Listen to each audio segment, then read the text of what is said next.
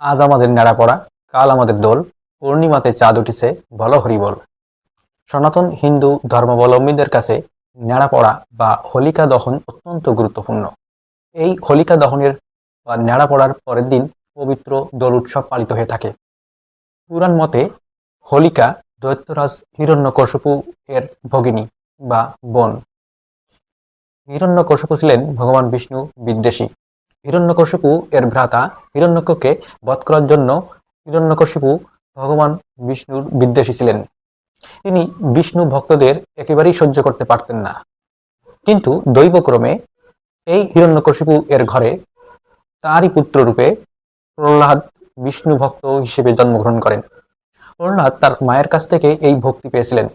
হিরণ্যকশিপু যখন বারবার ব্যর্থ হচ্ছিলেন প্রহ্লাদকে হত্যা করার জন্য, তখন তিনি তার ভগিনী হোলিকাকে আমন্ত্রণ জানান। হোলিকা একটি বর পেয়েছিলেন, যে বরে অগ্নি তাকে স্পর্শ করতে পারবে না যদি তিনি সৎ উদ্দেশ্যে ব্যবহার করেন।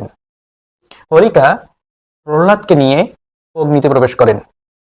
প্রহ্লাদ এক মনে ওম নমো ভগবতে বাসুদেবায় জপ করে যাচ্ছিলেন। ফলে অগ্নিতে প্রহ্লাদের কিছুই হলো না এবং অসৎ উদ্দেশ্যে অগ্নিকে ব্যবহার করার ফলে হোলিকা জ্বলে পুড়ে গেল। হোলিকার দহন হলো। এই হোলিকার দহনের দ্বারা মূলত মানুষের মধ্যে যে কাম, ক্রোধ, লোভ, মোহ, মদ, মাৎসর্য, এই ষড়রিপুর দহন হলো। নেড়াপড়ায় মূলত আমরা আমাদের ষড়রিপুকে বিসর্জন দিই এবং আগামী পবিত্র দিনটার জন্য অপেক্ষা করে থাকি। সবাইকে হোলির শুভেচ্ছা।